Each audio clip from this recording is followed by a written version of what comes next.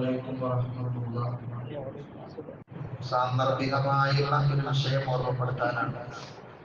തറാവീഹ് നമസ്കാരവുമായി ബന്ധപ്പെട്ടുള്ള ചില മസാലകൾ അത് ഓർമ്മപ്പെടുത്താൻ വേണ്ടിയിട്ടാണ്.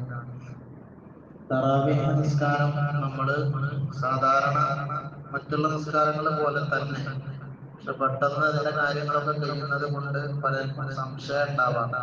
അപ്പോൾ ചില ആളുകളൊക്കെ ചോദിച്ചിരുന്നു, തറാവീഹിൽ വജ്ജഹത്ത് ആവശ്യമില്ലേ? തറാവീഹ് നിസ്കരിക്കുമ്പോ വജ്ജഹത്ത് ഓതണ്ടേ? കാരണം വജ്ജഹത്ത് ഓതാനുള്ള സമയം കിട്ടുന്നില്ലല്ലോ, അപ്പോഴത്തിന് കഴിയുന്നുണ്ടല്ലോ.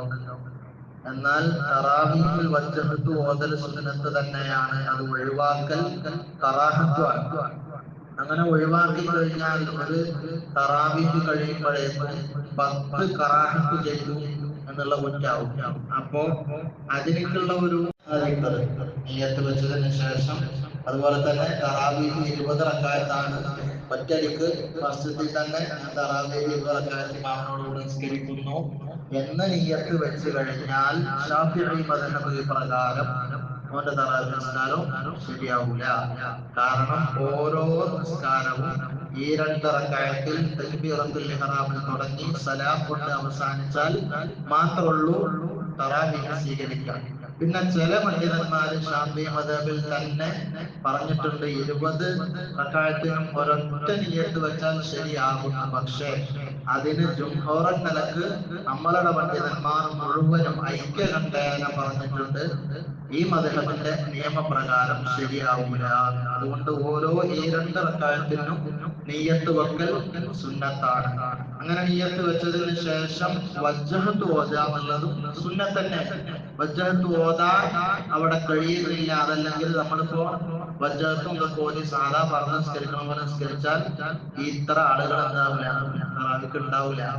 അത് ബോധ്യമുള്ളത് കൊണ്ടാണ് അങ്ങനെ പോകുന്നത്. അതുകൊണ്ട് ആ സമയത്ത് സുബ്ഹാനക അല്ലാഹുമ്മ വബിഹംദിക എന്ന് പറയാം. ശേഷം അഊദു ഓതലും സുന്നത്താണ്.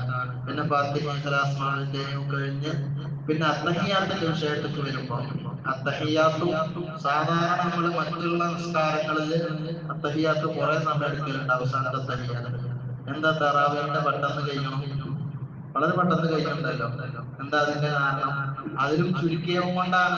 അത് പലർക്കും അറിയണില്ല. പല ആൾക്കാരും എന്താവാണ്, ഒരിക്കൽ വഹിക്കണത്തരം ചെല്ലിയിട്ട് ഇമാം വീട്ടുമ്പോ അത് വീട്ടാണ്. അങ്ങനെയല്ല അവിടെയും വേണ്ടത്. അവിടെയും സലാം വീട്ടുന്ന സമയത്ത് അതുപോലെ അതിന്റെ ഇരുത്തം ഓരോ ഈ 2 റക്അത്തിലും അവസാനത്തെ അത്തഹിയ്യാത്തിന് എങ്ങനെയാണോ ഇരിക്കുന്നത് അങ്ങനെ ഇരിക്കലാ സുന്നത്ത്. അല്ലാണ്ട് 2 റക്അത്തിന് സാധാരണ ഇരിക്കണ പോലുള്ള